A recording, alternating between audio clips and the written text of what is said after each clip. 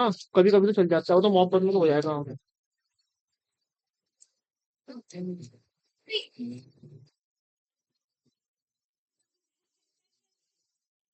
चलिए okay students की quad यार topic is D and develop again the same है। कल का हमारा वो ऑक्साइड्स वाला डिस्कशन पूरा हुआ था। आज का टॉपिक हम लोग है स्पेशली आज कोई कंपाउंड में स्टार्ट करने हैं पोटेशियम डाइक्रोमेट। नोट करें heading name is of potassium dichromate. आज हमें कुछ कंपाउंड स्टार्ट करने हैं पोटेशियम डाइक्रोमेट पोटेशियम परमैंगनेट। आज ऐसे कुछ कंपाउंड हम स्टडी करेंगे। चलिए किसी को बोलना नहीं। टॉपिक नोट करिए सब पोटेशियम डाइक्रोमेट K2Cr2 7। ये भी डी ब्लॉक का ही सेक्शन है। लास्ट क्लास में हमारा सारा बेसिक्स पूरा हो गया था, ठीक है। चलिए किसी की आवाज नहीं आनी चाहिए। देखिए पोटेशियम डाइक्रोमेट के बारे में क्या स्पेशल है आपको पता हो शायद। ये one of the best oxidising agents है। देखिए सुनिएगा, it is one of the best oxidising agents. इसको हिंदी में कहते हैं ऑक्सीकारक। कोई बात ना करे बिल्कुल भी। ये बहुत ही पावरफुल ऑक्सीडाइजिंग एजेंट होता है। इसका काम होता है औरों को ऑक्सीडेशन करना, औरों को ऑक्सीकरण करना। उसके पीछे एक रीजन है। अगर यहाँ पे ध्यान दे सब लोग, ये किसी को ऑक्सीडाइज क्यों करता है, इसके पीछे एक रीजन ये होता है। एक्चुअली जो यहाँ पे क्रोमियम है ना, इसकी ऑक्सीडेशन स्टेट +6 है, जबकि इसकी स्टेबल स्टेट +3 होती है। देखो जरा सब गौर करना, इसकी स्टेबल स्टेट +3 है। इसे कैसे भी करके अपनी स्टेट डाउन करनी होती है। देखो जरा सब अटेंशन पे करें, बाद में कॉपी होता रहेगा। सबसे मेन चीज है, इसको अपनी स्टेट डाउन करनी है। देखो आप, ये है सबसे मेन बात। इसे कैसे भी करके +6 से +3 बनना है। +3 बनने का मतलब ये है, देखो सुन लो, जब इसको अपनी स्टेट डाउन करनी है तो औरों की क्या करेगा, अप करेगा, औरों को बढ़ाएगा। इसका मतलब ये कौन हुआ, ऑक्सीडाइजिंग एजेंट, ऑक्सीकारक। जितने भी ऑक्सीडाइजिंग एजेंट होते हैं इसी फंडामेंटल पे काम करते हैं। वो अपनी स्टेट कम करना पसंद करते हैं। जब ये अपनी स्टेट कम कर रहा है तो औरों की अब करेगा। नेचुरल सी बात है, ये कौन होगा, ऑक्सीडाइजिंग एजेंट। एक बात और सुनिएगा, अभी को लिखिएगा नहीं बिल्कुल भी। अब एक क्वेश्चन बनता है, ये +3 में इतना स्टेबल क्यों है। अब इसका लिंक ना कोऑर्डिनेशन केमिस्ट्री से। कोऑर्डिनेशन केमिस्ट्री, देखिए अभी आपको पूरी तो आपने भी कोऑर्डिनेशन सीखी भी नहीं है। कोऑर्डिनेशन केमिस्ट्री में अगर आपको थोड़ा बहुत आइडिया होगा, आपने क्लास 12th में किया हो, एक थ्योरी आती है क्रिस्टल फील्ड थ्योरी। अगर आपको पता हो, अगर ये +3 स्टेट में है ना, अगर मैं इसको +3 में बनाकर दिखाऊं तो +3 में इसकी सिचुएशन ऐसे होगी। ये +3 स्टेट में सिचुएशन है। इसको हम ऐसे कहते हैं कि +3 स्टेट में, इन +3 oxidation state, it's T2G is exactly half filled. इस सेट को T2G कहते हैं। इसका नाम Eg है। T2G is exactly half filled. Exactly half filled, ये बहुत बड़ी बात होती है। It provides it tremendous stability. It provides it tremendous stability. देखो जरा सब ध्यान देना, ये इसको बहुत ज्यादा स्टेबल बना देता है। इस स्टेट के अंदर बहुत ज्यादा स्टेबिलिटी होती है। देखो सब फोकस करें, ये +3 स्टेट में हाईली स्टेबल है, हाईली स्टेबल। क्योंकि +3 स्टेट में इसका T2G एग्जैक्टली हाफ फील्ड है। देखो थोड़ा सा आपको ये चीज अभी रियलाइज नहीं होगी, ये एग्जैक्टली हाफ फील्ड T2G क्या होता है, ये कोऑर्डिनेशन पढ़ के आएगा। ये हमारे लिए बहुत बड़ी बात होती है। अगर किसी का T2G एग्जैक्टली हाफ फील्ड हो जाए ना, तो बहुत बड़ी बात होती है। इसका मतलब ये +3 में बहुत सेटिस्फाइड है। सीधी सी बात, ये अपनी स्टेट डाउन करना चाहेगा। तभी तो ये केमिस्ट्री में कौन है, बहुत ही पावरफुल ऑक्सीडाइजिंग एजेंट। अभी तो इस सेंटेंस को मैं ऐसे याद कर लेते हैं, आगे इसको बहुत डिटेल में करा देंगे। एक इंटरेस्टिंग बात और भी होती है, देखो आपको लिखने की बात है, बाद में एक साथ लिखिएगा। ये एसिडिक मीडियम में काम करता है, अम्लीय माध्यम। देखो ये भी सुन लो, एक बहुत इंपॉर्टेंट कंसर्न है। कोई भी कंपाउंड हर एक मीडियम में काम नहीं करता, उसके लिए कुछ कंडीशंस होती हैं। इसके स्पेशली काम करने के लिए एसिडिक मीडियम होना चाहिए। ये और किसी मीडियम में काम ही नहीं करेगा। मान लो आपने इसको पानी में डाल दिया, ये कुछ नहीं कर रहा है। बेसिक मीडियम में कुछ नहीं कर रहा है। स्पेशली अगर एसिडिक मीडियम होगा तो ये एक्ट करेगा। इसका भी रीजन आपको मिल जाएगा। तो ये 3 बातें दिमाग में आपको सेट करनी है। पहली बात तो बहुत ही powerful oxidising agent. Wise oxidising agent, इसको अपनी स्टेट क्या करनी है और कौन से मीडियम में से काम करना है। एक बात और इंटरेस्टिंग है, देखो एक बात और इंटरेस्टिंग है, ये जो कंपाउंड है ना, ये कलर्ड है। आपने कभी इसको लैब में देखा हो, ये रेड ऑरेंज कलर्ड होता है, रेड ऑरेंज कलर। अब इसके कलर के ऊपर हम डिस्कशन करेंगे, ये कलर क्यों है, ये रेड ऑरेंज कलर्ड है। ये भी एक बड़ी इंपॉर्टेंट केमिस्ट्री है। जरा इतना सा पार्ट नोट करिए। चलिए तीनों सेंटेंसेस को लिखिए फटाफट, किसी का आवाज नहीं, कॉपी करिए। One of the best oxidising agents, पहली बात तो ये है, एक बहुत ही पावरफुल ऑक्सीडाइजिंग एजेंट है, one of the best oxidising agents. दूसरी बात, इसको अपनी स्टेट कहां से कहां करनी है, +6 से +3। इसको हमेशा +3 में आना होता है, ध्यान रखना, हमेशा +3, ये इसकी स्पेशलिटी है। ये हमेशा अपनी ऑक्सीडेशन स्टेट डाउन करेगा, हर बार +3 में आएगा, +3। इसको बिल्कुल टिप्स पे कर लो। और +3 में आने के पीछे रीजन है, इसका T2G का एग्जैक्टली हाफ फिल्ड होना, इसका T2G का एग्जैक्टली हाफ फिल्ड होना। T2G एग्जैक्टली हाफ फिल्ड होने से इसमें क्या आ गई, एक्स्ट्रा स्टेबिलिटी। ये वर्ड लिखा मैंने, ट्रिमेंडस, बहुत ज्यादा स्टेबिलिटी आती है। T2G, इसको T2G कहते हैं। ये सब 12th क्लास में पढ़ा हुआ आपने, इसे कोऑर्डिनेशन केमिस्ट्री बोलते हैं। 12th क्लास के नोट्स को पढ़िए एक बार अच्छे से आपने। T2G एग्जैक्टली हाफ फिल्ड, और T2G एग्जैक्टली हाफ फिल्ड होने की वजह से ये क्या है, एक्स्ट्रा स्टेबल। ये एक्स्ट्रा स्टेबल होता है, तभी तो ये अपनी स्टेट डाउन करना चाहता है, देखो, इट्स वेरी वेरी इंपॉर्टेंट है। इसी वजह से ये कौन है, एक बहुत ही पावरफुल ऑक्सीडाइजिंग एजेंट है। ये चाहता है मैं अपनी स्टेट डाउन करूं, और जो अपनी स्टेट डाउन करना चाहते हैं, नेचुरली औरों की अप करते हैं, तो वो केमिस्ट्री में कौन होते हैं, वो अच्छे ऑक्सीडाइजिंग एजेंट्स होते हैं, अच्छे ऑक्सीकारक होते हैं, ठीक है। और एसिडिक मीडियम में काम करता है, इसके अंदर सबसे स्पेशल बात है, ये और किसी मीडियम में काम ही नहीं करेगा, सिर्फ अम्लीय माध्यम में काम करेगा। ये आपका एक एमसीक्यू बन जाता है, ये कौन से मीडियम में काम कर रहा है। और T2G एटसेट्रा हम पढ़ लेंगे जब हम कोऑर्डिनेशन केमिस्ट्री में, हमारा नेक्स्ट चैप्टर वही होगा, तो वहां से आपको पता लग जाएगा। और रेड ऑरेंज कलर्ड है, इसका कलर भी लर्न कर लीजिए, कलर भी काम आता है इसका। चलिए सभी नोट करिए, उम्मीद है तीनों सेंटेंस हमारे पूरे हो गए। अब देखिए अगले स्टेप पे आते हैं, देखिए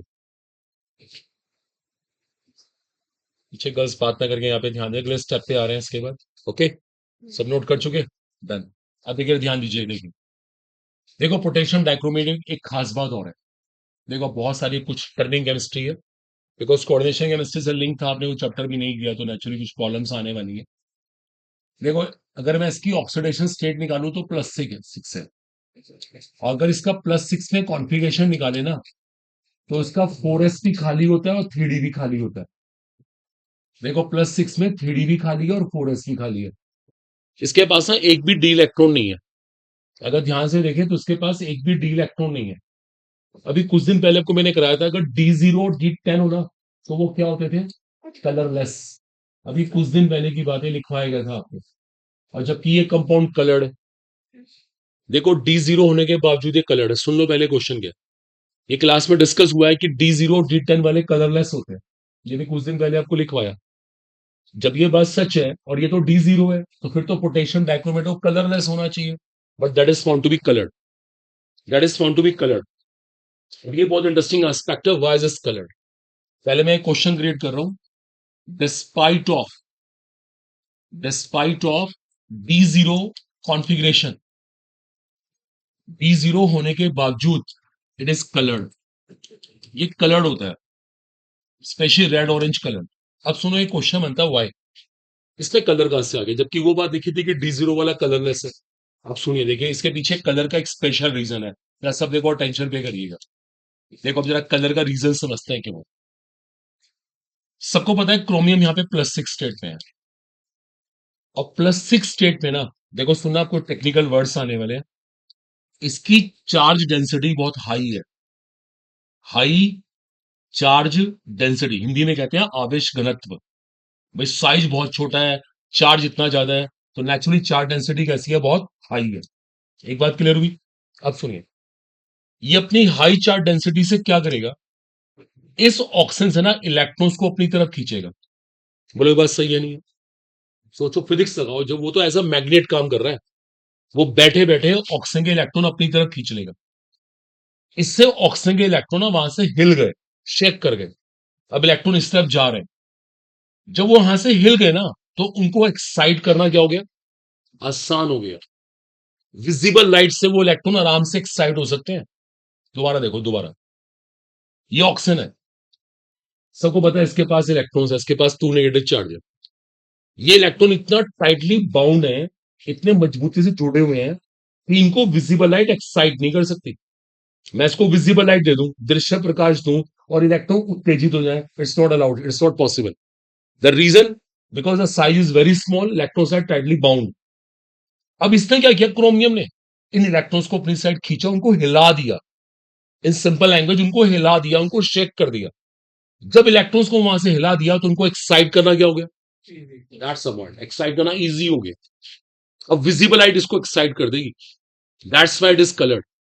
पता है इस फिनोमेना को केमिस्ट्री में क्या बोलते हैं, चार्ज ट्रांसफर स्पेक्ट्रम। इसका नाम है चार्ज ट्रांसफर स्पेक्ट्रम, एक फिनोमेना होता है, शॉर्ट में इसको सीटी स्पेक्ट्रा कहते हैं, सीटी। ये टेस्ट सीरीज में क्वेश्चन आता रहता है कि कलर्ड कैसे हो गया, how can this be coloured. तो इसमें कलर के पीछे ये फिनोमिना होता है, चार्ज ट्रांसफर स्पेक्ट्रम। इसमें कलर के पीछे डी ट्रांजिशन रिस्पॉन्सिबल नहीं है, बिकॉज डी में तो इलेक्ट्रॉन ही नहीं है, ये फिनोमिना रिस्पॉन्सिबल नहीं है। यहाँ पे जो फिनोमिना है वो अलग है, एक अलग तरह का फिनोमिना हो रहा है, चार्ज ट्रांसफर स्पेक्ट्रम। एक और इंटरेस्टिंग बात है, ये पता है चार्ज ट्रांसफर स्पेक्ट्रम कौन से वाला है, देखो उसको भी रियलाइज करिएगा। चार्ज ट्रांसफर स्पेक्ट्रम दो तरह के होते हैं, एक मेटल टू लाइगेंड, एक लाइगेंड टू मेटल। ये लाइगेंड है, लाइगेंड से इलेक्ट्रॉन मेटल की तरफ जा रहे हैं, तो इसको बोलते हैं लाइगेंड टू मेटल। क्या कहते हैं इसको, ligand to metal charge transfer spectrum. देखो ये बातों को दिमाग में सेट करना होगा, ये सब कंपटीशन में आती है, इन्हें करके आओगे तो कहीं से कहीं चले जाओगे। तो मतलब ये बहुत इंपॉर्टेंट, देखो इसको समझने की कोशिश करो, इसको फील करो, ये लाइन कितनी इंपॉर्टेंट है। देखो ये कलर्ड क्यों है भाई, डी जीरो होने के बावजूद ये कलर्ड है।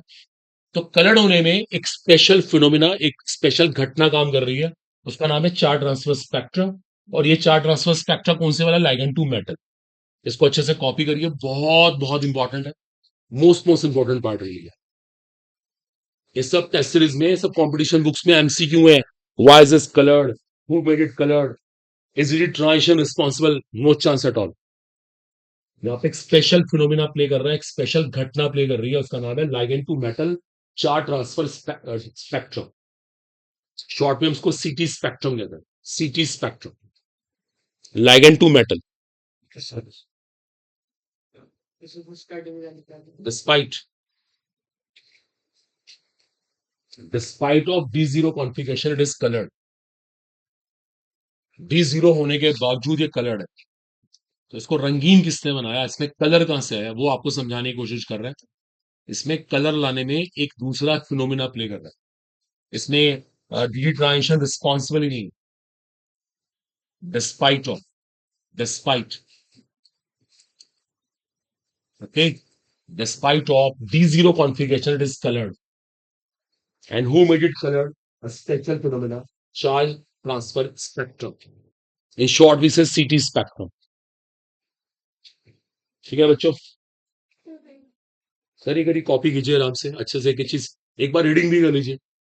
इसे कॉपी करके जिसको इसने कर लिया हो ना, तो ये नहीं कि बातें करे, वो पीछे का रीड कर लिया, अगर एक बार जितना कराया उसको पढ़ने की सारी बातें समझ आई नहीं आई। पोटेशियम डाइक्रोमेट कौन है, क्या करता है, क्यों करता है, ये सब चीजें उसको समझ आए।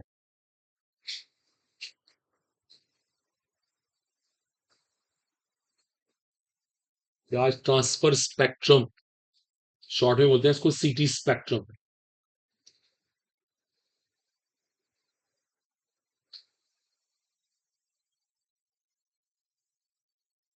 चलिए, क्लियर सो फार।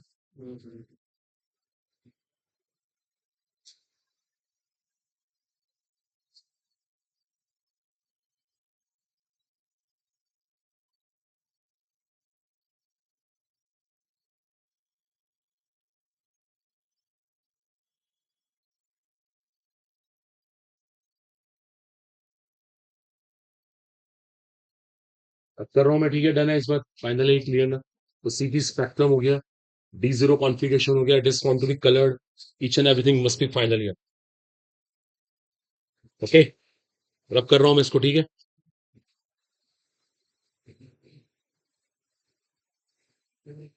बोलना नहीं किसी को, नेसेसरली बोलिए मत, कोई डाउट हो बताइए।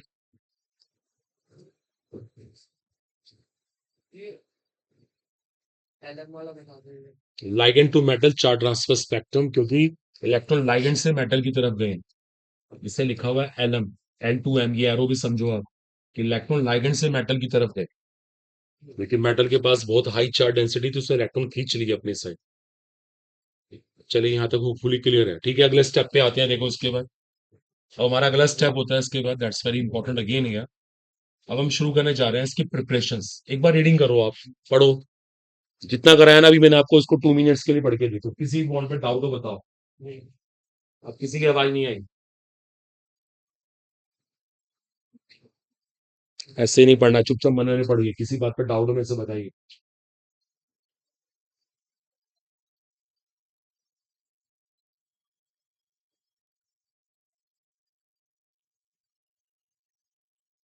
ठीक है, होपफुली क्लियर हो गया।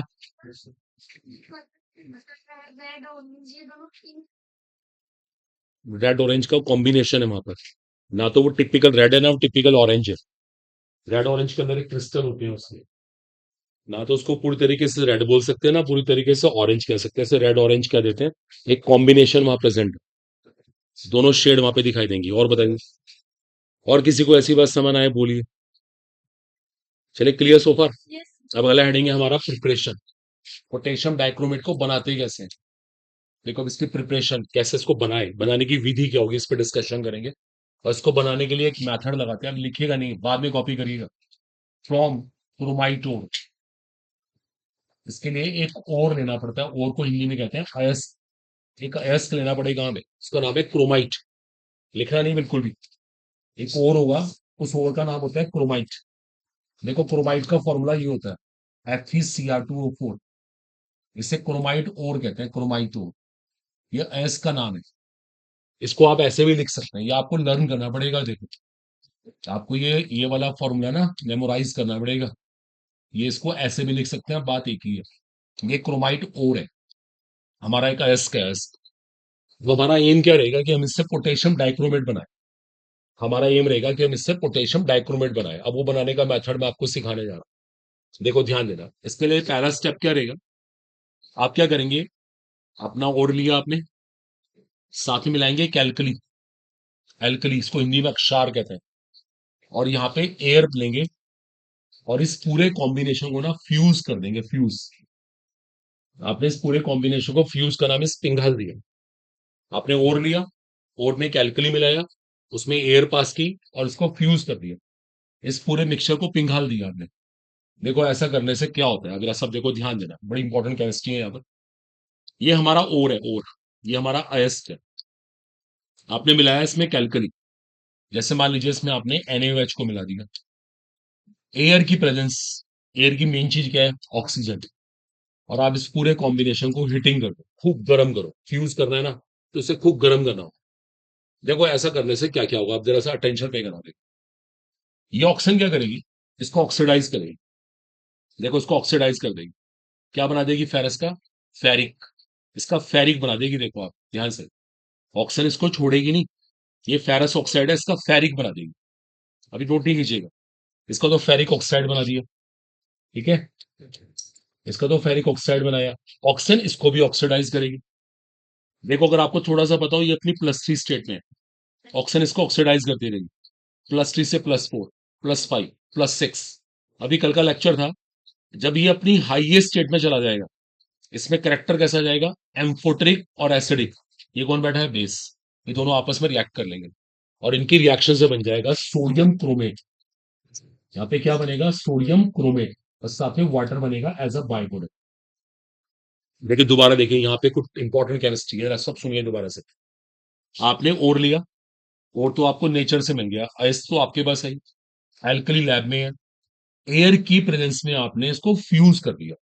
फ्यूज को हिंदी में कहते हैं पिघालना। अब सोचो, आप और को पिघालना है तो कितना गर्म करना पड़ेगा, बहुत ही हाई टेम्परेचर आपको देना पड़ेगा। तो आप हाई टेम्परेचर पे काम कर रहे हैं, इतने हाई टेम्परेचर पे पहली बात तो ये ऑक्सीजन क्या करेगी, फेरस का बना देगी फेरिक। ऑक्सीडेशन कर दिया फेरस का फेरिक। ऑक्सीजन इसको भी नहीं छोड़ेगी, इसका भी ऑक्सीडेशन होता रहेगा, और इसे पता +6 तक ले जाएगी। और कल की थ्योरी ये थी कि अगर ये +6 में चला गया, इसमें एसिडिक करेक्टर आ गया, बेस यहाँ बैठा हुआ है, एसिड बेस ने मिलकर क्या बना लिया, सॉल्ट। ठीक है, अब सुनिए सुनिए, देखिए अब रुकिए, देखिए अब एक दिमाग में चीज आती है यार, ये स्टेप कर क्यों रहे, ऐसा क्यों करा जा रहा है। आप देखो, अब जरा इस पे अटेंशन पे करिए, देखिए ये स्टेप करने का फायदा क्या हो। आपको पता है ये कौन है? ये रस्ट है, रस्ट।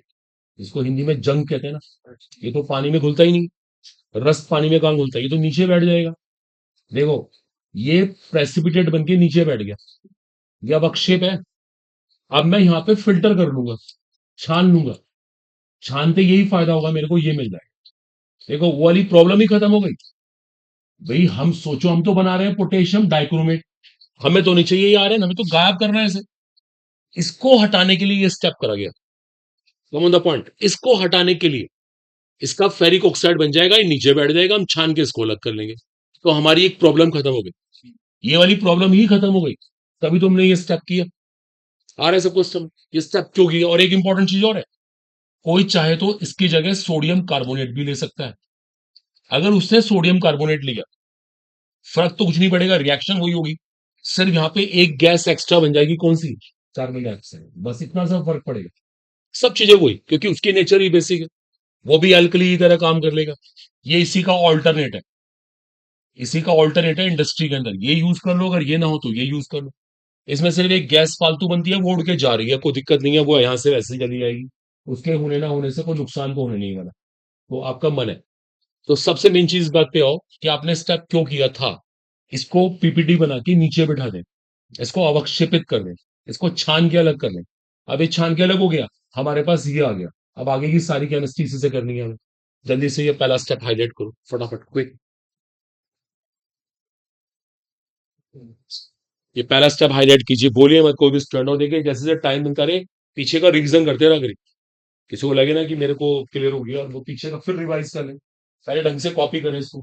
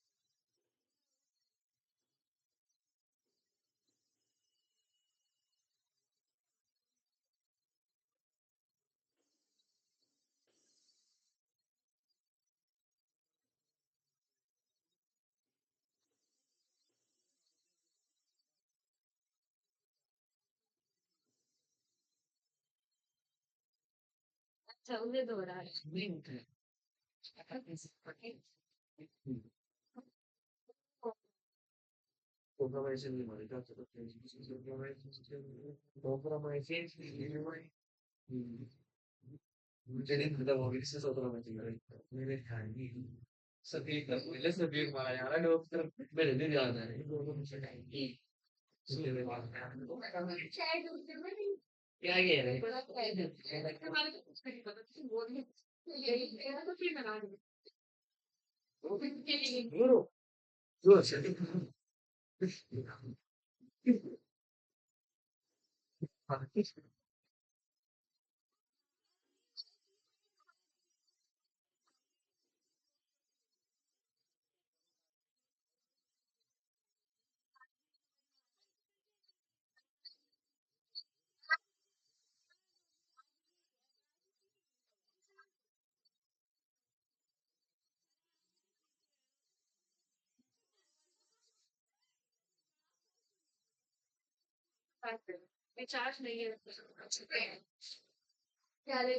ये छोटे गैंगे चीचे चीचे पर याद आता है हाँ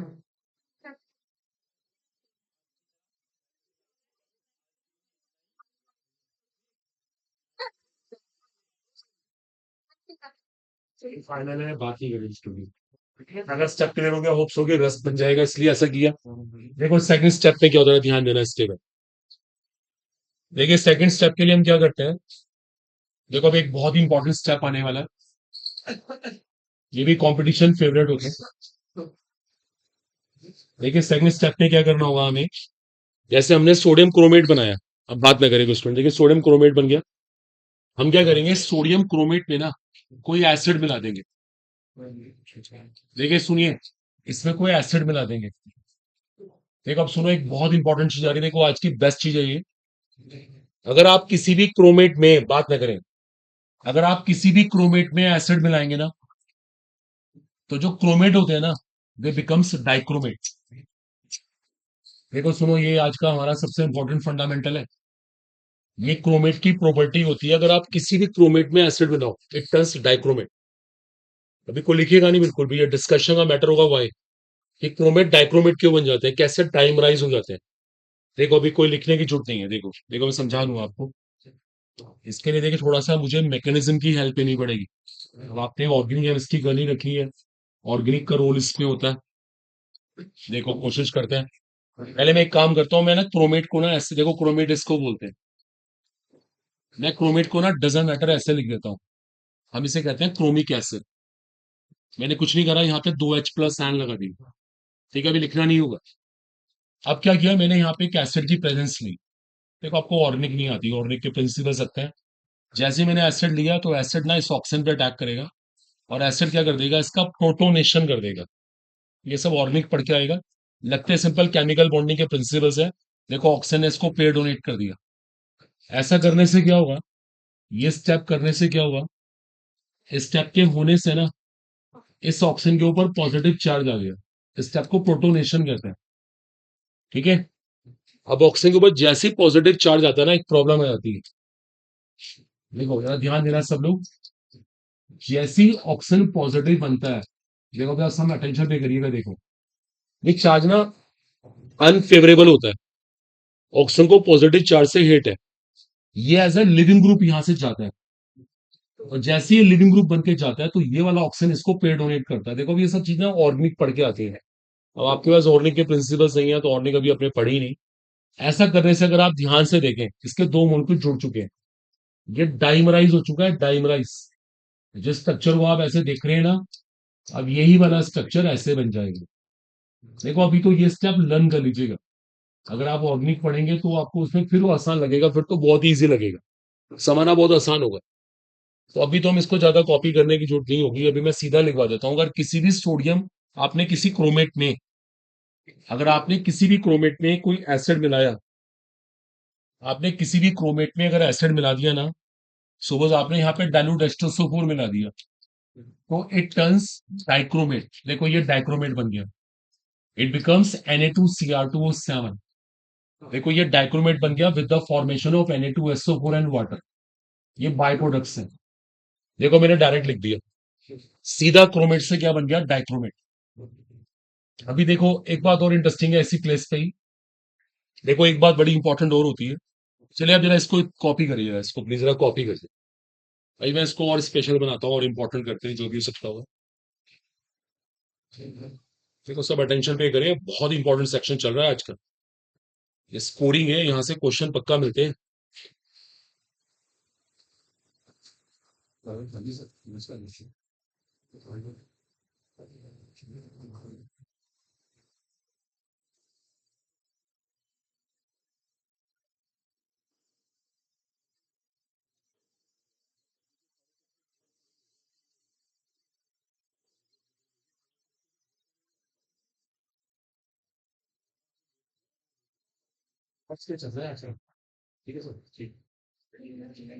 बातें नहीं बच्चे, बातें नहीं, चुपचाप कॉपी करिए गर्ल्स, अपने काम पे फोकस करिए। क्रोमेट से क्या बन गया? डाइक्रोमेट। क्रोमेट से क्या बन गया? डाइक्रोमेट। ये बहुत इंपॉर्टेंट स्टेप रहेगा आज का। देखिए पूरा कॉन्सेप्ट है यहाँ पर ना, क्या होता है, थोड़ा सा बेसिक्स चाहिए होते हैं। ऑर्गेनिक थोड़ा पहले करने का फायदा होता है, लेकिन चलो ऑर्गेनिक अभी नहीं करी आपने। हाँ बताइए। क्रोमेट तो CrO4 2 नेगेटिव होता है ना। क्रोमेट जो होता है वो CrO4 2 नेगेटिव होता है, क्रोमेट आयन तो बोलते हैं इसको। इसका नाम ही क्रोमेट आयन है। सो नेम इज क्या है? Sodium chromate. क्रोमाइट तो कह ही नहीं सकते। और एट के अंदर हाईएस्ट ऑक्सीडेशन स्टेट भी होता है, यहाँ पे हाईएस्ट स्टेट आ रही है। इट्स नॉट क्रोमाइट, ये सोडियम क्रोमेट है। ठीक है, इट्स ओके, डोंट वरी, सही नेम है। ये सोडियम क्रोमेट है, वो सोडियम डाइक्रोमेट है। और हमारे एसिड ने क्या किया? इस क्रोमेट को डाइमराइज किया। इसको डाइमराइज करना बोलते हैं, दो मॉलिक्यूल को जोड़ दिया। अभी बीच वाले स्टेप थोड़े से परेशान कर सकते हैं, वरना तो यहाँ पे बिल्कुल लॉजिक वाली केमिस्ट्री थी। तो ठीक है, अभी हम इसको ये वाला पार्ट हटा देते हैं। आप कुछ कह रहे थे, बताओ बॉयज, कुछ पूछ रहे हैं? ये जो मैकेनिज्म है ना, ये अभी नहीं आए। इसको जरूरत नहीं ना लिखने की, लिख लिया, दैट्स ऑल, बस ये सफिशिएंट है, क्योंकि आपको ये मैकेनिज्म करने की भी जरूरत ही नहीं है। क्योंकि आपको भी ऑर्निंग नहीं आती, फिर इससे लिखने से कोई फायदा नहीं होगा, समझ तो आने नहीं वाला। ठीक है, अब सुन लीजिए, कोई बात नहीं, ये कॉपी कर लीजिए, सफिशिएंट है। अब एक बड़ी इंपॉर्टेंट बात और होती है, देखो देखो, बात मत करिए। जितने भी केमिस्ट्री में क्रोमेट होते हैं ना, क्रोमेट येलो कलर के होते हैं। देखो ये भी सुन लो, बड़ी इंटरेस्टिंग इन्फॉर्मेशन है आपके लिए। केमिस्ट्री में सारे क्रोमेट येलो हैं, सारे chromate yellow except silver chromate, ये रेड कलर का होता है। अभी को लिखने की जल्दी मत करें।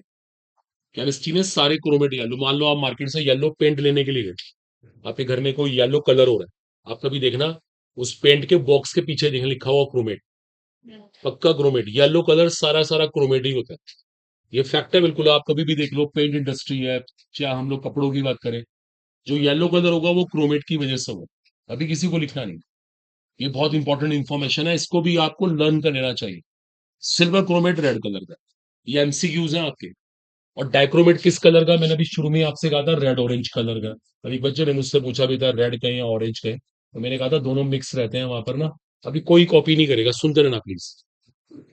अभी हमारा एक फंडा डिस्कस हुआ, अभी थोड़ी देर पहले एक लेक्चर हुआ। अगर किसी भी क्रोमेट में, दोबारा देखो मैं रिपीट कर रहा हूं, आपको याद हो जाना चाहिए। अगर आपने किसी भी क्रोमेट में एसिड मिलाया तो क्या बन जाएगा? डाइक्रोमेट। क्या बन जाएगा? डाइक्रोमेट। अभी कोई कॉपी नहीं करेगा बिल्कुल। अब मैं इसका उल्टा बोल रहा हूं, अगर डाइक्रोमेट के अंदर बेस मिलाया, इट टर्न्स क्रोमेट। देखो देखो कितना अजीब सा पॉइंट है।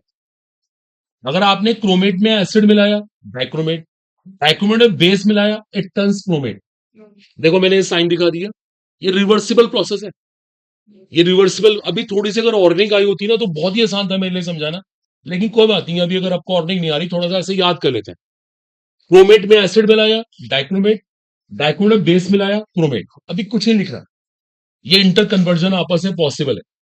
अब सुनो, एक इंटरेस्टिंग बात और है, क्रोमेट किस कलर के बताओ? येलो। बोलते रहिए तभी आते बातें याद होंगी। और रेड ऑरेंज कलर का ये हमारा डाइक्रोमेट। अब सुनिए एक बहुत इंटरेस्टिंग बात, देखो अब देखो, सब अटेंशन पे करें।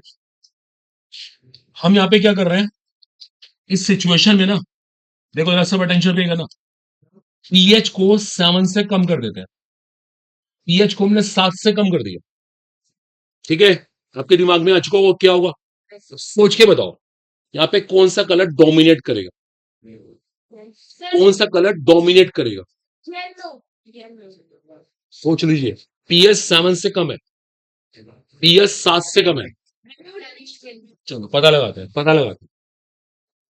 पीएच 7 से कम करने का मतलब है आपने ये वाली कंसंट्रेशन बढ़ाई, और जब ये बढ़ाएंगे तो ली चैटियर्स प्रिंसिपल के अकॉर्डिंग आपकी फॉरवर्ड रिएक्शन ज्यादा होगी। ये रिएक्शन ज्यादा होगी, ये रिएक्शन, इसका ज्यादा होने मतलब कलर कौन सा आया, रेड ऑरेंज। देखो सुन लो, आंसर आ गया। पीएच 7 से कम करते ही ये वाला कलर आएगा रेड ऑरेंज, क्योंकि आपकी फॉरवर्ड रिएक्शन ज्यादा होगी। जहां पीएच को आपने 7 से ऊपर किया, अब सुनिए, 7 से ऊपर मीन बेसिक मीडियम, आप इसका फायदा पहुंचा रहे हैं, एक कंसंट्रेशन बढ़ा रहे हैं, इसके बढ़ाते ही बैकवर्ड रिएक्शन ज्यादा होगी, तो कलर कैसा आएगा, येलो। आ रहा है सबको समझ। एक और बात, एक और बात, इन दोनों के बीच में एक स्पेशल पीएच होगी, इन दोनों के बीच में वो निकालनी पड़ती है एक्सपेरिमेंट से। At a specific pH, at a specific pH, at a specific pH, no sharp colour is observe. आपको ना कुछ शार्प कलर दिखाई नहीं देगा, कलर तो है, आप कुछ कह ही नहीं पा रहे हो, येलो को या रेड ऑरेंज को, no sharp colour is observe. समझ पा रहे हो मैं क्या कह रहा हूं, भाई कुछ ही कलर है, लेकिन हमको डिसाइड नहीं कर पा रहे कौन सा कलर है, येलो भी वहां पर है, रेड ऑरेंज भी वहां है, कोई शार्पनेस नहीं है, एकदम क्लैरिटी नहीं है, कॉल्ड, उसका नाम पता क्या है, आइसो इलेक्ट्रिक पॉइंट। क्या कहते हैं इसको, आइसो इलेक्ट्रिक पॉइंट, एक स्पेशल पीएच होती है ये। आप जानते हैं आइसो का मतलब क्या है, सेम, दोनों बराबर हो गए, जब दोनों बराबर हो गए तो कुछ भी क्लैरिटी नहीं बन पा रही क्या कहें, उसे कहते हैं आइसो इलेक्ट्रिक पॉइंट। सब बच्चों को आया समझ। देखो एक बार दोबारा देखिए, दोबारा से देख लीजिए, बिल्कुल बात ना करके यहाँ पे ध्यान दीजिएगा। हमने भी ये पढ़ा, अगर किसी भी क्रोमेट में एसिड मिला है, इट टर्न्स डाइक्रोमेट। देखो दिमाग में सेट हो जाना चाहिए, और अगर आपको ऑर्गेनिक आई होती है तो बहुत आसान था इसका मैकेनिज्म क्लियर करना, लेकिन छोड़िए, अब जो नहीं आता तो उसके बिना भी काम चलाते हैं। क्रोमेट से बन गया डाइक्रोमेट, और डाइक्रोमेट के अंदर बेस मिलाइए तो क्या बनेगा, ये बिल्कुल दिमाग में पिक्चर बैठी होनी चाहिए। इनका इंटर कन्वर्जन पॉसिबल, इनको आपस में हम इंटर कन्वर्ट कर सकते हैं, सिर्फ एसिड बेस का रोल होता है, एसिड बेस इनका काम है इतना सा।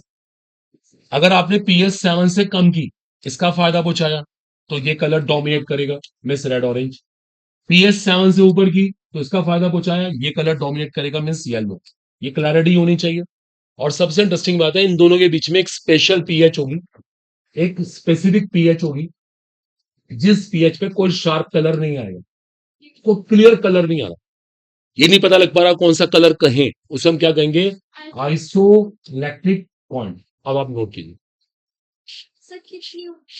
मैडम निकालनी पड़ेगी, इसका डेटा चाहिए हमें ना, वो हम थ्योरी से पता नहीं लगा सकते, वैल्यूज होगी तो निकल जाएगी, अदरवाइज पॉसिबल नहीं हो सकती, लेकिन इनके बीच में लाई करेगी कंफर्म।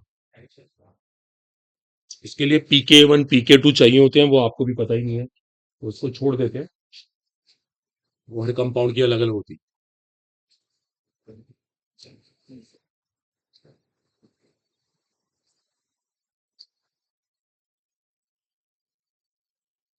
ठीक है स्टूडेंट्स, क्लियर हो गया।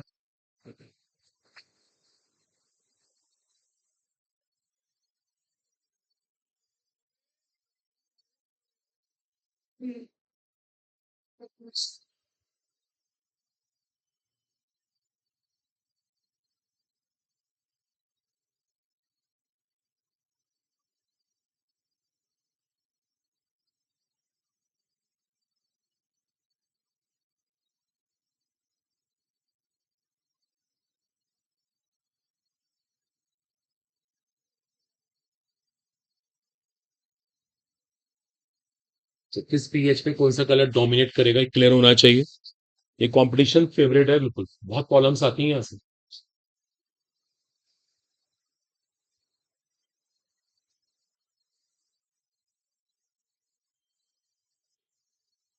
केस ऑफ डाइक्रोमेट, क्रोमेट सारे के सारे येलो हैं, except silver chromate, silver chromate को छोड़ के वो रेड कलर का होता है, वरना आपको सारे के सारे येलो कलर के मिलेंगे, येलो। बात ना कीजिए बिल्कुल भी, और डाइक्रोमेट रेड ऑरेंज कलर।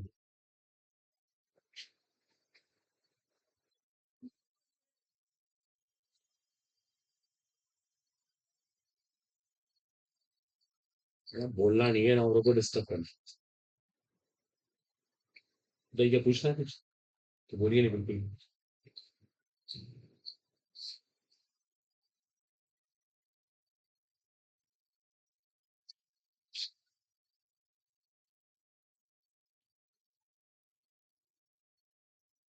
ठीक है सोफा, कीजिए कीजिए, हाँ बताइए क्या समझ नहीं आ रहा। Cold iso electric point, iso electric point, iso का मतलब बराबर होना, सेम होना, तभी तो हम कुछ कह नहीं पा रहे ना कौन सा कलर है। Iso electric point at a specific pH, no sharp color is observed, no sharp color is obtained, called isoelectric point. चलिए बच्चे क्लियर हो गया सबको उम्मीद है, ठीक है ना, कॉल्ड आइसो इलेक्ट्रिक पॉइंट। अगले स्टेप पे आते हैं, इसके बाद हमारा तीसरा स्टेप रहेगा। देखिए अब तक हमने क्या बनाया, sodium dichromate, we made so far sodium dichromate, but we have to prepare the potassium dichromate. अब हम तीसरा स्टेप करेंगे, देखो स्टेप कर दूं, यस ओके देखो अब हम क्या करेंगे फाइनल स्टेप में, जब हमने सोडियम डाइक्रोमेट बना लिया, इसकी रिएक्शन कराएंगे पोटेशियम क्लोराइड के साथ, केसीएल। जब इसको लेंगे ना तो यहाँ पे डबल डिस्प्लेसमेंट रिएक्शन होगी। देखो स्टूडेंट्स यहाँ पे डबल डिस्प्लेसमेंट रिएक्शन होगी, जहां सोडियम था वहां पोटेशियम आ गया, जहां पोटेशियम था वहां सोडियम आ गया। सुनिए सुनिए एक मिनट सुनिए, इस रिएक्शन की ड्राइविंग फोर्स क्या रहेगी, ये जो पोटेशियम डाइक्रोमेट होता है ना, इसकी सोल्यूबिलिटी सोडियम डाइक्रोमेट से कम होती है, ये सोडियम डाइक्रोमेट से कम घुलता है पानी के अंदर। जब इसकी सोल्यूबिलिटी कम है, जब ये पानी में कम घुल रहा है, तो ली चैटलियस प्रिंसिपल के अकॉर्डिंग रिएक्शन आपकी इस तरफ चलती रहेगी, आपकी रिएक्शन फॉरवर्ड होती रहेगी, उतना आपको पोटेशियम डाइक्रोमेट ज्यादा मिलेगा। तो इस रिएक्शन की ड्राइविंग फोर्स क्या है, ये रिएक्शन किसने कराई, ये स्टेप किसने कराया, potassium dichromate has lesser solubility, lesser solubility than sodium dichromate. देखो अगर इसकी सोल्यूबिलिटी कम ना होती तो ये स्टेप कभी भी ना होता, इसका पानी में कम घुलना, समझो समझो इसके रिस्पेक्ट में कह सकते हैं ये प्रेसिपिटेट है। जब ये पीपीटी बन रहा है तो रिएक्शन आपकी फॉरवर्ड ही होगी, आपकी रिएक्शन आगे की तरफ होगी। बस देखो पोटेशियम डाइक्रोमेट हमारा प्रिपेयर हो गया। अब एक बार सारे नोट कर लो और एक बार सारे स्टेप फिर से देखो, पहले से कॉपी करो, फिर सारे स्टेप्स को वन बाय वन एक बार फिर से देखो जल्दी से। इस स्टेप पे कोई डाउट हो मेरे को बताओ। डीएफ का मतलब है यहाँ पे ड्राइविंग फोर्स, रिएक्शन करवाई किसने, स्टेप किसने करवाया, तो ड्राइविंग फोर्स यहाँ पर है पोटेशियम डाइक्रोमेट की लेसर सोल्यूबिलिटी, लेसर सोल्यूबिलिटी, पानी में कम घुलना, इसकी कम विलेयता होना। सर अगर कोई कंपाउंड पानी में लेस सॉल्युबल है इसका मतलब अनस्टेबल इससे स्टेबल से क्या लिंक है, है। ये क्या बात हो रही है, इसके बाद मैम इसका कोई स्टेबिलिटी से लिंक ही नहीं है। नहीं घुलना चाहता पानी में, उसकी नेचर नहीं मैच करती, इसको स्टेबिलिटी से कैसे कनेक्ट करेंगे, no chance at all, total wrong point. पानी में घुलना ना घुलना उसकी नेचर है, उसकी नेचर नहीं मैच कर रही है, तो ये कोई पॉइंट नहीं हुआ, ठीक है इट्स ओके। तो पोटेशियम डाइक्रोमेट पानी में कम घुलता है, इसी वजह से रिएक्शन फॉरवर्ड चल रही है, आगे की तरफ चल पा रही है, और इससे में फायदा हो गया, हमने इस स्टेप से पोटेशियम डाइक्रोमेट बना लिया। अब देख लीजिए हमारे तीनों स्टेप पूरे हो गए, एक बार फिर से देख लीजिए। अब देखो एक बार ना आप नोटबुक बंद कर दो, अब मैं आपसे छोटे से क्वेश्चन पूछूंगा तभी याद होता है। देखो पहले ऑनेस्टली बताना बिल्कुल, अब डरना वरना नहीं है, जिसको जो आता है बताए, चाहे मन मन में सोच ले अपने क्वेश्चन। आप बताओ हमने पोटेशियम डाइक्रोमेट बनाया, जिससे पूछो बताना, पीछे भूल गए कोई नहीं, किस ओर से बनाया, उस ओर का नाम बताओ आप। क्या नाम था, बैठ जाइए, क्रोमाइटो, क्या नाम है इसका, क्रोमाइटो, क्रोमाइट, क्या फॉर्मूला था उसका आप बताओ, बैठ जाओ, बैठना बता दो जल्दी से, फॉर्मूला बताओ, आप बताओ अगर आपको मालूम है, आप बताओ। चलो कोई बात, पीछे मत बोलो ऐसे ना, रिलैक्स रहिए बिल्कुल, तो डरना भी नहीं, किसी को नहीं आता भी हो। आप बताओ कॉर्नर में बैठी है, क्रोमाइट और का फॉर्मूला पूछ रहा हूँ आपसे, क्रोमाइट और का फॉर्मूला पूछा है। चलो कोई बात नहीं पता, FeCr2O4, लर्न करिए उसको, FeCr2O4 याद होना चाहिए हमें, ओके। किसी ने ऐसे ही पूछा क्रोमाइट और में कौन कौन सी मेटल्स आती हैं, आप बताओ, क्रोमाइट और में कौन कौन सी मेटल्स आती हैं, मेटल्स, हाँ आप बताइए डॉक्टर साहब, क्रोमाइट और में कौन कौन सी मेटल्स, धातु कौन कौन सी है, आप आराम से बैठिए, आप बताइए मैडम। अरे इजी कोई ना, किसी से पूछ रहे आप बताइए, ऐसी पर्टिकुलरली ये बताएंगी शिवल्डन आपसे, कोई बात नहीं, नहीं पता तो भी हो, आप बताइए, लास्ट में बैठा MS college student red sweater, इसे 1 मिनट, जब आप FeCr2O4 बोल रहे हैं तो आपको मेटल का नाम बोलने में क्या दिक्कत है? Iron and chromium. इसमें घबराना कैसा? आयरन एंड क्रोमियम 2 मेटल है, इसमें कौन सा मुश्किल काम है? अच्छा, इसमें जो ये मेटल्स हैं इनकी ऑक्सीडेशन स्टेट क्या क्या है? ये जो मैं आपसे पूछ रहा हूं ना कि क्वेश्चंस हैं कॉम्पिटिशन्स के, ऐसे हम 20-25 क्वेश्चन बना सकते हैं, और तभी आप रिप्लाई कर पाएंगे जब बातें आपको याद होंगी। आपको क्रोमाइड और का फॉर्मूला नहीं पता तो मेटल कहाँ से पता लगाएंगे? तो वो चीजें कीजिए। अब ये आपकी रिस्पॉन्सिबिलिटी है, घर पे करिए सब लोग। अगला हेडिंग है फिजिकल प्रॉपर्टीज। बात मत करिए, टॉपिक का नाम नोट कीजिए, फिजिकल प्रॉपर्टीज। अब हम पोटेशियम डाइक्रोमेट की फिजिकल प्रॉपर्टीज पढ़ेंगे, इनको बोलते हैं भौतिक गुण। इनको भौतिक गुण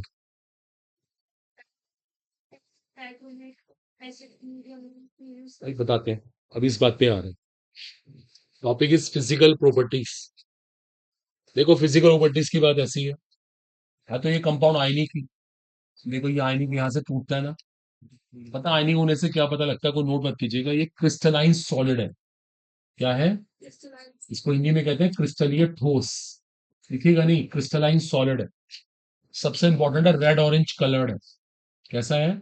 रेड ऑरेंज कलर्ड। मत नोट करिए, देखो जो भी आयनिक कंपाउंड होता है वो क्रिस्टलाइन सॉलिड होता ही होता है। ये पक्का क्रिस्टलाइन सॉलिड है और रेड ऑरेंज कलर्ड है। ठीक है, दूसरी बात सुनिए, दूसरी बात सुनिए, पानी में सोल्यूबल है।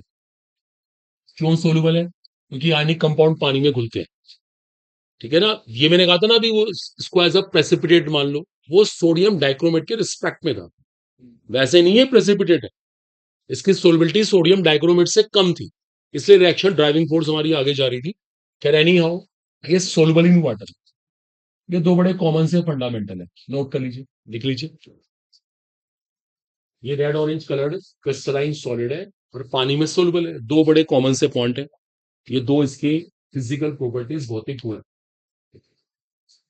ठीक है, ऐसा नहीं है पानी में घुलेगा नहीं, घुलता है। हाँ, सोडियम डाइक्रोमेट के रिस्पेक्ट में कम घुलता है, ये बात मैंने भी बोली थी।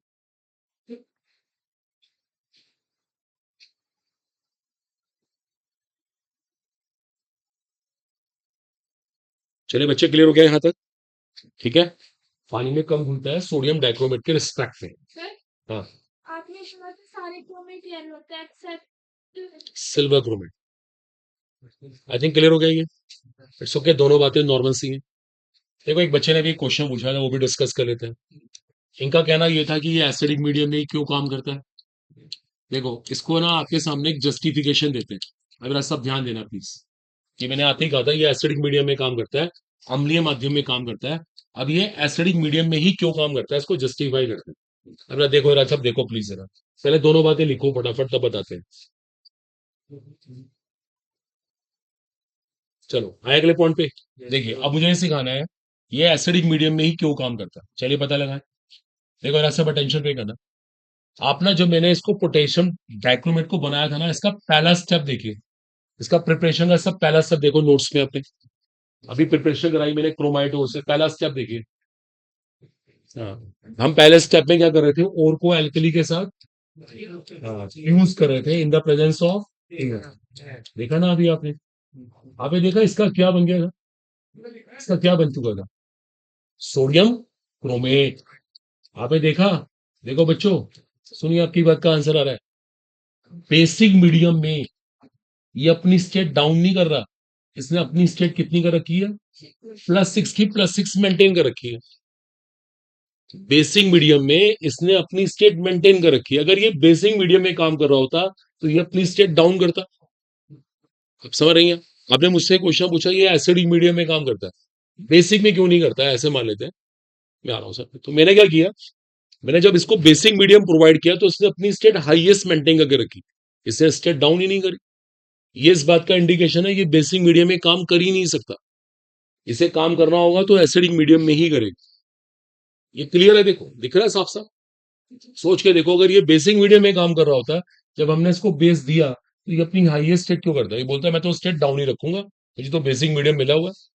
इसने बेसिक मीडियम में अपनी स्टेट अप करी, इस बात का इंडिकेशन है कि ये बेसिक मीडियम में अपनी +3 स्टेट नहीं चाहता, ये सिर्फ एसिडिक मीडियम में ही काम करेगा, अम्लीय माध्यम में ही काम करेगा।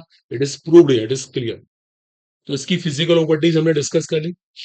अगला हेडिंग है स्ट्रक्चर्स, नोट करिएगा। अगला हेडिंग है स्ट्रक्चर्स। अब इनके स्ट्रक्चर्स बनाने होंगे। देखो इनमें लिंक होता है केमिकल बॉन्डिंग चैप्टर का। जैसे पहले हम स्ट्रक्चर बनाएंगे क्रोमेट का। तो ये आपको मैं एक चांस देता हूँ, आपको मैंने केमिकल बॉन्डिंग या पढ़ा है, आपको मैंने बनाना सिखाया था।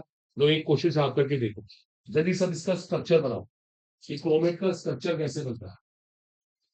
क्रोमेट का स्ट्रक्चर बोलो मत, करके दिखाओ ऑनेस्टली। क्रोमेट का स्ट्रक्चर, क्रोमियम का एटॉमिक नंबर 22 है।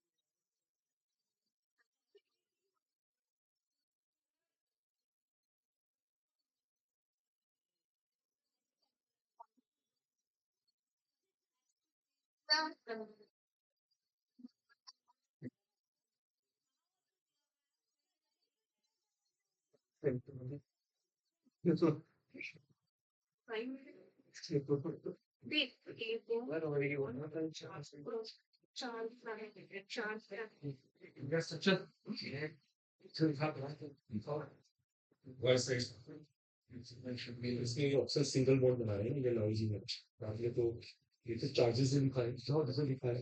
ठीक है, ये वो एक तरह से प्रेफरेंस है। फिर वेरी गुड। और किसी ने बनाया? सही है उसमें। ठीक है, और दिखाइए। चलो बहुत अच्छी बात है, काफी लोग सही बना भी रहे हैं, ऐसी बात नहीं है। देखिए इसका बड़ा सिंपल सा तरीका होता है। जो क्रोमियम है ना, सबको पता है, ये 4s1 3d5 होता है। किसी को पता है इसके वैलेंस इलेक्ट्रॉन कितने होते हैं?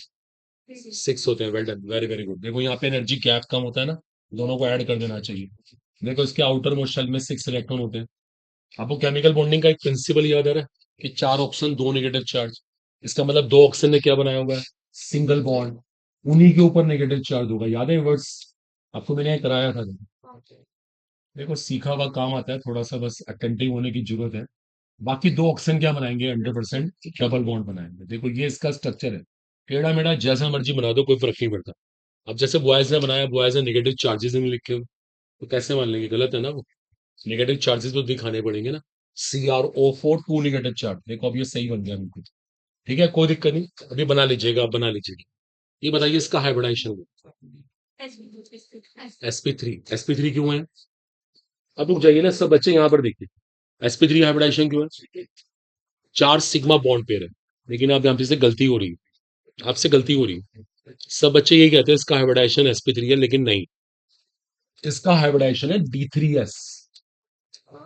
आपको सुन के अजीब लगेगी, आपको सुन के बहुत अजीब लगेगा, ये आप पहली बार फेस करेंगे। इसका हाइब्रिडाइजेशन D3s होता है। sp3 के अंदर भी शेप होती है टेट्राहेड्रल, और D3s के अंदर भी शेप होती है टेट्राहेड्रल। अब रुक जाइए बॉयज, रुक जाइए रुक जाइए, इसको डिस्कस करते हैं D3s क्यों है। मैं इसको अब भी नहीं कर रहा हूँ, लिखने का चांस दे दूंगा। ध्यान दीजिएगा, देखिए अब इसका हाइब्रिडाइजेशन D3s क्यों है, पहले इस बात पे डिबेट करते हैं। देखो आपके सामने ये पिक्चर बनी हुई है, इसका 3D भी खाली और 4s भी खाली, ऐसे है। देखो मैं आपको एक सिंपल सा क्वेश्चन देखो आपसे पूछूंगा, देखो देखो ये बात मैं कल बता के आ चुका। अब आपके माइंड में अगर स्ट्राइक कर गई तो एकदम आप बोलोगे क्लियर हो गया। अब यहाँ देखो सब बच्चे, ये क्रोमियम की कंडीशन है। क्रोमियम को क्या करना है?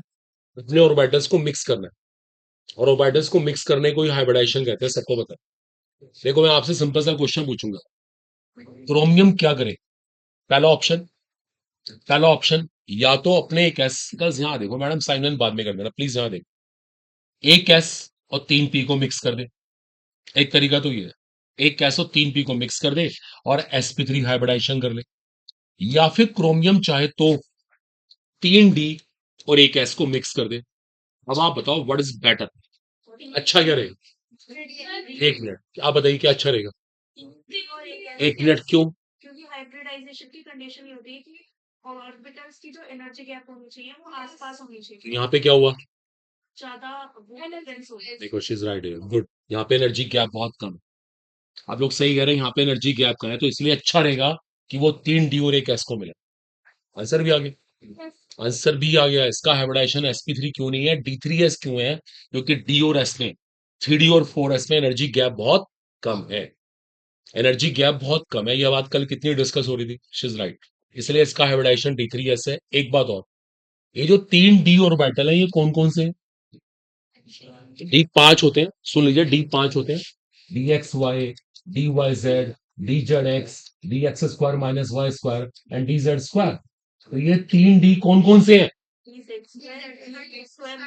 क्यों क्यों? क्योंकि सबसे पहले ये कोई बात नहीं है, मतलब पांचों की एनर्जी इक्वल होती है, पहले बाद में तो कोई बड़ी नहीं। ये 3D कौन कौन से हैं? एक तो ना एक बच्चा बोले, जिससे बोला एक बोले, आपने बोल दिया ना, जो आप कह रहे हो वो रॉन्ग आंसर था, कि वो पहले आता है बाद में आता है नोट्स। अब आप बताइए क्यों T2G वाले? क्योंकि उनकी एनर्जी लेवल यहाँ ये थोड़ा है, यहाँ वो तो CFT में चलता है, यहाँ तो नहीं ऐसा है, यहाँ ऐसा नहीं है। नहीं नहीं मैडम, ऐसा नहीं है ना, एनर्जी का कोई डिफरेंस ही नहीं है, पांचों की एनर्जी बराबर है। अब यहाँ T2G नहीं बन रहा, आपको कुछ कहना है? आप कुछ कह रहे हो और बताओ बच्चों, 3D कौन कौन से हैं, आपको कुछ कहना है, बताइए। देखो मैं आपको सिखाता हूँ, ये शेप बनी हुई है टेट्राहेड्रन। इस शेप को देख के साफ लगता है वो वाले डी आएंगे जो एक्सिस के बीच में है। कहाँ है? एक्सिस के बीच में, अक्षों के बीच में। और अक्षों के बीच में 3D कौन कौन से होते हैं? DXY, YZ and ZX। Straight answer आ रहा है। रीजन जो आप कहते हैं वो रीजन सही नहीं था, शेप देख के पता लग रहा है कि 3D वो वाले आएंगे जो एक्सिस के बीच में है। और एक्सिस के बीच में 3D कौन कौन से होते हैं?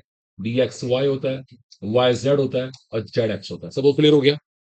आपका आंसर ठीक था, लेकिन रीजन ये है, इसका कॉज क्लियर हो गया। आई थिंक सो फायदा हुआ सब बच्चों को। तो 3D कौन कौन से आ रहे हैं कंफर्म हो गया। तो इसका हाइब्रिडाइजेशन D3S है। एक और इंपॉर्टेंट चीज है, इसकी शेप कैसी होगी? टेट्राहेड्रल। आपको एक बात पता है, डबल सिंगल नेगेटिव, यहाँ पे ना कॉन्जुगेशन है। देखो हमने ऑर्गेनिक की पढ़ी ना, तो ऑर्गेनिक का लॉस होगा थोड़ा सा ना, आपने 12th क्लास में तो उतना पढ़ा ही होगा। इसे कॉन्जुगेशन कहते थे, इसका हिंदी नेम है संयुग्मन। यहाँ पे भी संयुग्मन है, तो यहाँ पे क्या होगा? रेजोनेंस होगा, अनुनाद होगा। रेजोनेंस क्या करेगा? इसकी सारी बॉन्ड लेंथ को इक्वल कर देगा। देखो सुन लो, आप जिसको पढ़ रहे हो ना क्रोमेट आयन को, देखो देखो अब सब अटेंशन पे करना। देखो इसकी जो एक्चुअल कंडीशन है वो देखो ऐसे आएगी। अब देखो मैं सारे बॉन्ड कैसे दिखा रहा हूं, इन्हें क्या कहते हैं? इन्हें कहते हैं पार्शियल डबल। इन्हें कहते हैं पार्शियल डबल। ना तो ये सिंगल है ना ये डबल है, इनकी बॉन्ड लेंथ बीच में लाई कर रही है, सिंगल और डबल के बीच में। ये रेजोनेंस की, देखो आपको रेजोनेंस नहीं आता, बड़ी थोड़ी सी मैं यहाँ पे ना फंडामेंटल बहुत खराब है। ये -1 चार्ज, ये -1 चार्ज, -2 चार्ज, चार ऑप्शन है, बच जाएगा। तो एक के हिस्से में कितना आएगा? -1/2। तो मुझे यहाँ -1/2 दिखाना पड़ेगा, यहाँ -1/2 दिखाना पड़ेगा, यहाँ -1/2 दिखाना पड़ेगा, यहाँ -1/2 दिखाना पड़ेगा। All the bonds are partial double. ये होती है इसकी एक्चुअल पिक्चर। आई बात कुछ समझ? It is due to resonance. ये रेजोनेंस की वजह से हो रहा है, ये हाइब्रिड ही है। अब आप कॉपी करिए। वो देखिए थोड़ा सा 12th क्लास के फंडामेंटल हमारे वीक है, हम वैसे भी वीक है, हमारे फंडामेंटली वीक है।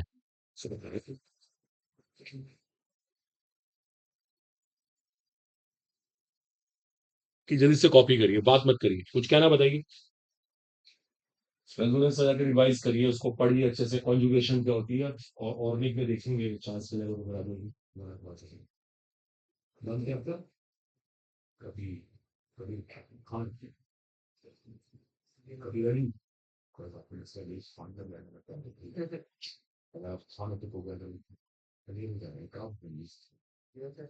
नोट्स तो करो जल्दी से, उसको बनाओ फटाफट। डॉक्टर कबीर अली, कार्डियोलॉजिस्ट, है ना? दिल निकाल के छोड़ूंगा, छोड़ देंगे उसके बाद तो। हाँ छोड़ना ही पड़ेगा, मर जाएगा बेचारा तो छोड़ना पड़ेगा। चलिए पढ़ लीजिए, उसके लिए जल्दी से बनाइए इसको। मिस्टर कबीर अली, इसको नोट कीजिए फटाफट। Kabir Siddiqui, doctor Kabir Siddiqui.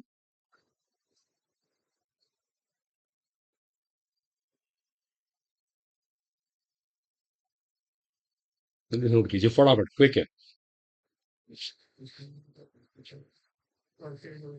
Partial double, the bonds are partial double. ये सब रेजोनेंस की वजह से होता है। ये सारी बॉन्ड लेंथ इक्वल आती है। बताइए गर्ल्स कुछ पूछ रहे हैं, कुछ बताइए क्या डाउट।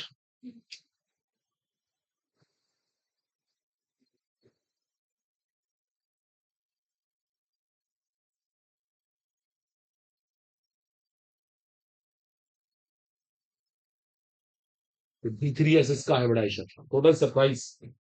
sp3 एक्सपेक्टेड होता है, सब लोग sp3 बोलते हैं, बट D3S3 हाइब्रिडाइजेशन होता है। और 3D कौन कौन से पार्टिसिपेट कर रहे हैं, XY YZ एंड ZX।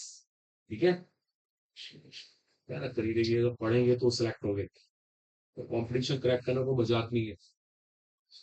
तो पढ़ने से कॉन्फिडेंस आएगा, तो स्टडी करेंगे, हार्डवर्क करेंगे, देखो अपने आप को लगेगा। डर ही नहीं लग रहा है, डर तो उसको लगता है जो प्रिपरेशन नहीं कर रहा होता।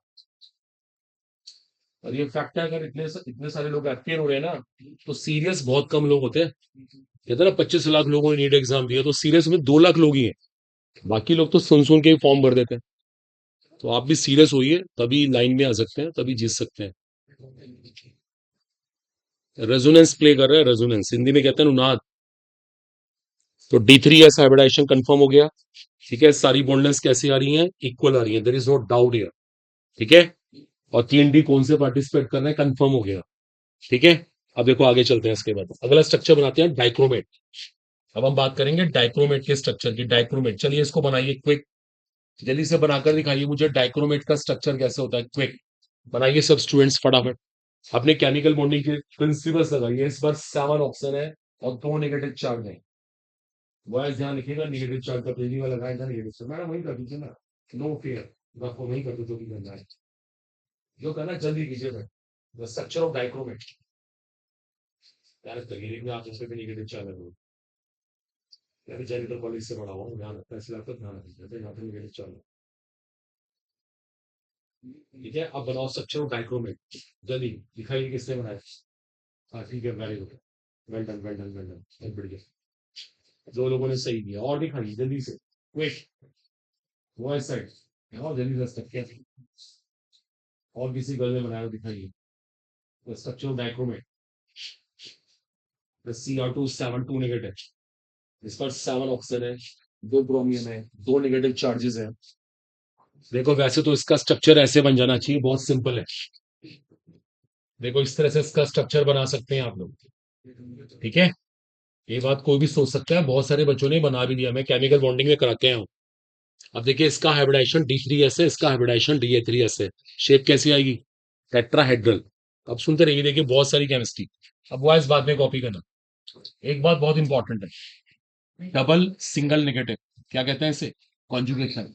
क्या हो रहा है इसमें, रेजोनेंस। ऐसे इधर भी रेजोनेंस। अब देखो एक बड़ी काम की बात है, ये सारी की सारी बॉन्ड लेंथ आपको बराबर मिलेगी। सारे बॉन्ड कैसे आएंगे, पार्शियल डबल, सारी बॉन्ड लेंथ इक्वल। ऐसी ये सारी बॉन्ड लेंथ इक्वल मिलेंगी। ये 6 बॉन्ड लेंथ एक कैटेगरी में, जबकि ये दोनों बॉन्ड कैसे रहेंगे, सिंगल, इनकी बॉन्ड लेंथ अलग कैटेगरी में। अच्छा, पार्शियल डबल बॉन्ड सिंगल के रिस्पेक्ट में क्या होता है, स्ट्रॉन्गर। तो पार्शियल डबल की लेंथ छोटी रहेगी, उसकी बॉन्ड लेंथ छोटी आएगी, और सिंगल की बॉन्ड लेंथ कैसी आएगी, ज्यादा आएगी। डू एग्री मैं क्या बोल रहा हूँ, ये सब ऑर्गेनिक केमिस्ट्री के फंडामेंटल्स हैं। रेजोनेंस हुआ, रेजोनेंस ने बॉन्ड्स को पार्शियल डबल कर दिया, ये सारे पार्शियल डबल, ये सारे partial double, all are partial double, ये सारी की सारी बॉन्ड लेंथ इक्वल। आप ऑर्गेनिक पढ़ेंगे ना, ये सब फंडामेंटल आपको आते चले जाएंगे। अब देखिए मैं इसका प्रॉपर स्ट्रक्चर बना के दिखा रहा हूँ। देखो आप बाद में ड्रॉ करना, थोड़ा देखो अटेंटिव होना। देखो आपको अच्छे से बना के दिखाते हैं। कई लोग बोर्ड्स वाले स्टूडेंट तो वो भी ठीक से ऐप पे इसको प्रेजेंट कर सकते हैं बोर्ड्स में। देखो आपको बना के दिखाते हैं कि बोर्ड्स में कैसे प्रेजेंट करना होता है। वो अलग बात है, हमारा कंपटीशन है तो हमें तो टेंशन लेनी नहीं, बट फिर भी देखिए देखिए देखिए सुनिएगा।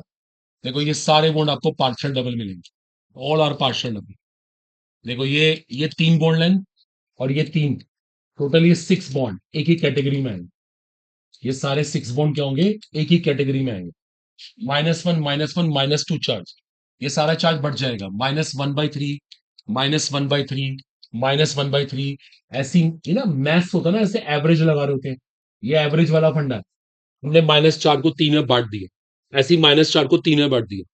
एक बात बहुत इंपॉर्टेंट है, ये 3 और ये 3, ये 6 बॉन्ड लेंथ एक कैटेगरी में है और बीच की बॉन्ड लेंथ एक कैटेगरी में है, ध्यान रखिएगा। अच्छा, एक और बात आपसे पूछूं, बोलो इतना क्लियर हो रहा है सबको? अगर ऑर्गेनिक आती है तो बहुत आसान लगता है। ये बताना मुझे, ऑक्सीजन का हाइब्रिडाइजेशन क्या है? ऑक्सीजन का हाइब्रिडाइजेशन बताइए जल्दी से, बीच वाले ऑक्सीजन देख के बताइए। एसपी है, बताइए इस ऑक्सीजन का हाइब्रिडाइजेशन जो कहना कॉन्फिडेंस से बोलिए। sp3 इज राइट, sp3 दो सिग्मा बॉन्ड पेयर और दो लोन पेयर की वजह से हाइब्रिडाइजेशन क्या होता है? sp3 में शेप कैसी बनती है? टेट्राहेड्रल। किसी को पता है sp3 में एंगल कितना आता है? sp3 में एंगल 126 का होगा। sp3 में एक्सपेक्टेड एंगल भी होता है, द शेप इज टेट्राहेड्रल, ये वाला एंगल आता है। अब होता बताइए, जरा ध्यान दीजिएगा, यहाँ पे ये वाला एंगल नहीं मिलता, इसके पीछे रीजन होता है, ऑक्सीजन के साथ इतने बड़े बड़े ग्रुप्स लगे हुए हैं, ये बड़े बड़े ग्रुप्स आपस में क्या कर रहे होते हैं? रिपल्शन। सोच के देखो, एक इतना बड़ा ग्रुप, एक इतना बड़ा ग्रुप आपस में कितना रिपल्शन कर रहे होंगे, ये एंगल बहुत बड़ा हो जाता है, इसको भी क्रॉस कर जाता है। ये जो एंगल यहाँ पे ना, इसको अगर मैं थीटा कह दूं ना, that theta is 100% more than 109 degree 28 minute, ये ना बहुत बड़ी बात होती है, जबकि तो एंगल तो इससे कम होना चाहिए। केमिकल बॉन्डिंग कहता है कि लोन पेयर के आने से बॉन्ड एंगल कम हो जाता है, लेकिन यहाँ पे एंगल बढ़ रहा है, तो उसके पीछे रीजन है इनका आपस में रिपल्शन हो रहा है। और शायद बुक में ये एंगल 126 डिग्री का, हम एंगल को रटेंगे नहीं, हमें याद नहीं करना, लेकिन सबसे इंपॉर्टेंट चीज है एंगल एक्सपेक्टेशन ज्यादा आ रहा है, उम्मीद से ज्यादा एंगल आ रहा है। और सारे के सारे बॉन्ड कैसे आ रहे हैं? सारे के सारे बॉन्ड कैसे आ रहे हैं? पार्शियल डबल आ रहे हैं, ये 3 और ये 3। बोलो क्लियर हुआ बॉयस? देखिए, अगर आपके बेसिक्स हो ना तो बहुत आसान है समझ, कॉपी कर लीजिए। तो इसकी हमारी प्रिपरेशंस, प्रॉपर्टीज और स्ट्रक्चर हो गई है। बाकी केमिकल प्रॉपर्टीज हम देखेंगे नेक्स्ट क्लास में, उसे कल देख लेंगे। आप जाके इतना भी कर लेना घर पे, ऐसा बिग अचीवमेंट, अगर ढंग से आपने इसको लर्न कर लिया, इसके ऊपर